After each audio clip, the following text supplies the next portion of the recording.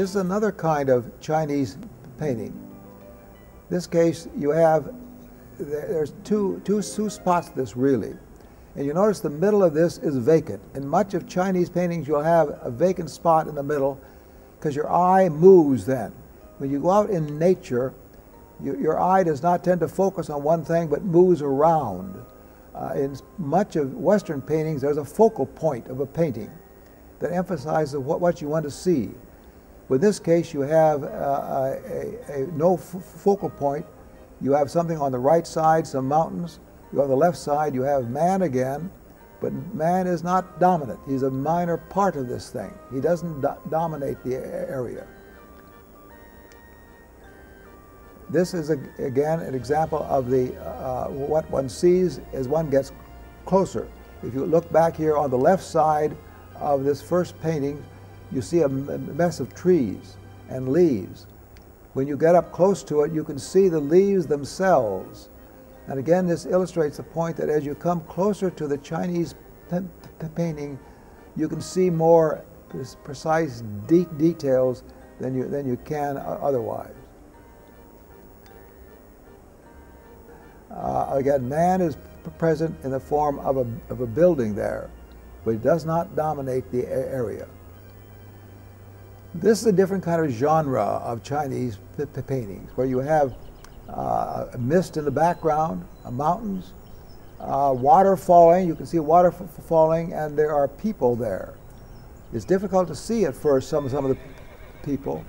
If you look at this, there are some people there on the right at the bottom. There are some horses or mules. I never could figure out which one they were, but they are there. But again, it's a small part of the world. It doesn't dominate the world. Excuse me, I want to go back once more to this picture of the, again, you find water, you find rocks, you find trees, and man is observing this, but not dominating this. And again, you see some beautiful rocks and the way the trees are gnarled. And again, you find a kind of a mist in the background.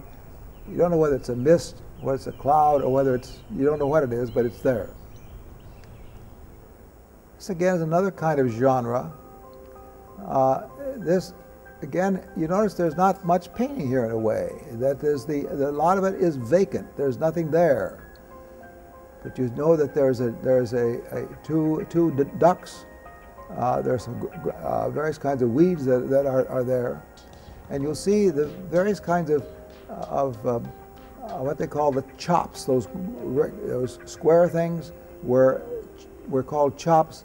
They really are like a person putting a ring and having his name imprinted on it, and that was different people would own these things. They put the chops on it. Here again is another kind of genre, again we had before, in which there is mist in the background. Man is present there, but he doesn't dominate the area at all.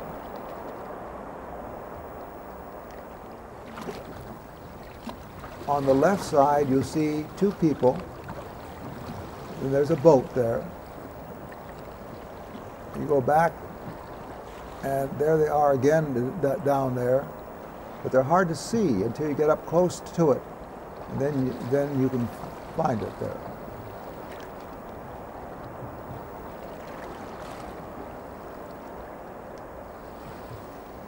You see here some homes that it was difficult to spot in the main picture because we were standing back. One can see the various houses that are there. The ability of the Chinese traditional paintings to paint such precise details that were just the way they would be in life itself.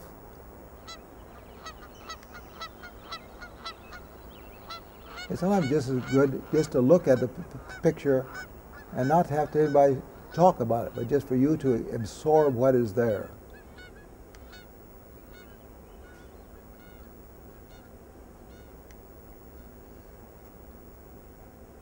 This is called Supper at Moonlight. One of my favorite slides that I have. And it's people are there. You can't see them very well until you get up close to them. Get up close to them, and there now you see some figures there. Actual people are there. That were difficult to see when from a distance. But again, it's like the way it is in nature. The closer you get up, the more you see. It's difficult, but supper at moonlight is a very interesting phrase of that.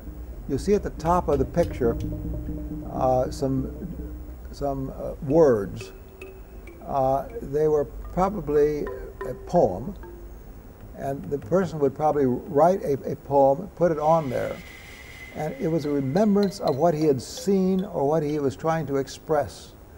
It might be a particular time of importance to him, or maybe it was on this scroll.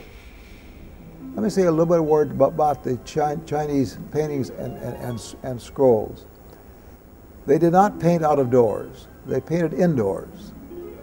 You couldn't put a scroll, a silk screen outside and paint on it very well. The wind or the motion, you couldn't do it that way. You had to go out and look at an object and then come back in and paint it from memory. And it's interesting that they had to paint, they used natural dyes from the earth itself. But they painted, and I'm going to illustrate that by hand gestures. They would actually put their hand up in front of them and then paint a brush. They had to know from their mind to their hand, to their arm, to their hand, what to paint. And when you're painting on silk, you can't make, if you make a mistake, it's gone. In Western paintings, if you paint something and you want to change it, you put some more paint over it. You can do it again. In this kind of painting on silk, once it's put there on the silk itself, you cannot redo it. And the incredible details they have of these paintings is a very interesting illustration to me of their ability to remember what they had seen, coming back and paint it, and do it without having to make a change in what they had painted. This again, you find the illustrations of the people. You can see now that there are people there that were difficult to see before. This again is another kind of illustration of Chinese paintings. Again, there's nothing in the middle, so your eye moves around. It is difficult to concentrate on one object without moving your eye around. And sometimes these are scrolls, of course, you rolled up, and you might make a scroll. The scrolls were never meant to be publicly displayed. That's more of a Western concept of displaying art. Scrolls were meant to be for the individual person. And you might have a friend over, and maybe you were out there and saw a scene, then you might do the paintings and give him that then as a memento of that. Or you would just keep it on your shelf yourself for this purpose. But the scrolls were meant to be private, most of them, not meant to be on display. Here again you have a scholar. He's observing nature. And look what down below, you don't know whether that is foam or rain or clouds or mist. You don't know what it is. You don't particularly care what it is. You know it's something there. And the man is looking at things, and you see him observing what nature is. And on the right side you see some homes. And again, your eye moves. I don't think it's possible to just concentrate on one object. And this is typical of traditional Chinese paintings. Here again is another picture, a smaller part of a picture. You see people working in a garden area.